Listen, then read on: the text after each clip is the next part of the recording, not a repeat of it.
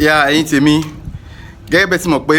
èmi máa ń wá information káàkiri ni báyìí ti rí information màá sáré update yín so mo ní latest update fún yín lórí Alhaji Ajibola Wasiu Alabi Pasuma ọmọ Dẹ́tọ́lá the Lord Mayor gbogbo Lagos State ṣé wọ́n mọ̀ ẹ̀yin tẹ́ wo mi ń jẹ́ mọ̀ pé ọmọ sátidé lórúkọ tó wọ́pọ̀ ní orúkọ tó Pasuma kọ́kọ́ ń jẹ́ nígbà tó bẹ̀rẹ̀ eré fújì wọn níbẹ̀rẹ̀ pẹ̀pẹ̀ ọmọ sátidé lórúkọ tó máa ń pè Pasuma tó pé nígbà yẹn gbogbo 82 83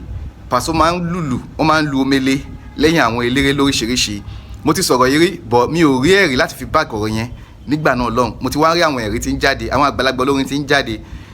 ẹlòmíín believe pé Kamulasa nìkan ni Pasuma bá náà lùlù lẹ́yìn irọ́ o Kamulasa nìkan kan náà lùlù lẹ́yìn kó tó kọ Kamulasa bí i number 3 àbí number 4 ní Kamulasa nínú nọ́mbà nínú àwọn ẹni tí Pasuma tó ti bá ṣeré rí kó tó dá dúró kẹ́ lè mọ̀ pé òótọ́ lọ́rọ̀ tí mo mú wá fún yín ẹ jẹ́ ká gbọ́ nǹkan tí bàbá yìí ẹ jẹ́ ká gbọ́ nǹkan tó ní fún wa ẹ máa bá mi ká lọ.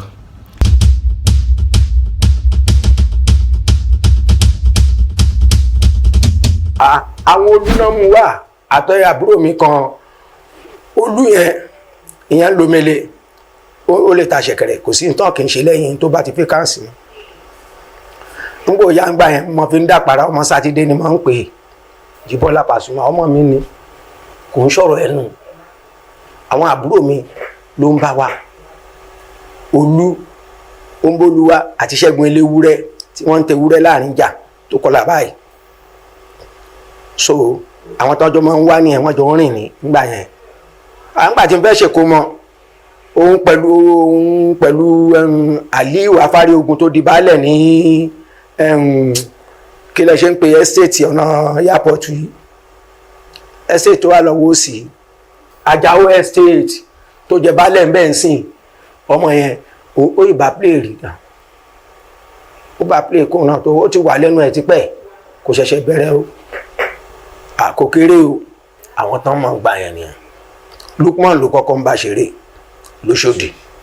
Lukman Àjàó ló ń bá ṣeré lóṣòdì lẹ́yìn Lukman ló bẹ́ mi play lẹ́yìn èmi ló bá Aliu Afárí Ogun play lẹ́yìn yẹn ló bá Kamulasa play ọ̀dọ̀ Kamulasa ló dé gbẹ̀yìn ni ṣó ti yé yín lẹ́yìn Kamulasa yẹn ṣe mọ̀ pé Akeem kan náà wà lẹ́yìn Kamulasa Ṣàkúmọ́ tóun náà ń bá ṣeré tó ń bá general play nídìí òru general tí yẹn náà ń kọrin so eléré tí ẹni tán bá ń bá ṣe ò bá ti ní play ó lè bẹ́ẹ̀ níbọ̀dì lọ ṣeré. ẹ káàbọ̀ padà ṣe gbọ́n tí bàbá alálùbáríkà ìwí bàbá yẹn ń sọ̀rọ̀ 1982 ni wọ́n ń sọ yẹn 1982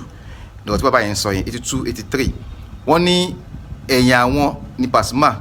ló ti kọ́ lùlù làwọn máa ń pè ní ọmọ sátidé torí weekend ló máa ń ráyè báwọn lọ play kó tó kan àwọn Lukman Àjàó kó tó kan Kamulasa wọ́n ṣàdàgọ́ bí àwọn mẹ́rin yín náà ṣàfihàn yín gbọ́n tí bàbá yẹn wí so Pasuma àgbà ọ̀jẹ̀ nínú eléré tó lẹ́spẹ̀rẹ́ǹsì ni tó ti jẹ̀yà eré fújì tọ́lọ́dẹ̀ wá ń ṣe tó wá ń jẹ àlùbáríkà bẹ̀ lẹ́nìí tí Pasuma bá ń claim 40 years or over 40 years táwọn ti bẹ̀rẹ̀ eré fújì ó tó bẹ́ẹ̀ ó jù bẹ́ẹ̀ lọ because bàbá yẹn 1982 lọ́rọ̀ táwọn ń sọ yẹn orúkọ mi ọmọ yín olólùfẹ́ yín kò tí ì yí padà Olúwayé I love you so much see you next time on this channel mi ò ní figbá kan bọ̀kan nínú iṣẹ́ tèmi ẹ bá mi follow page mi lórí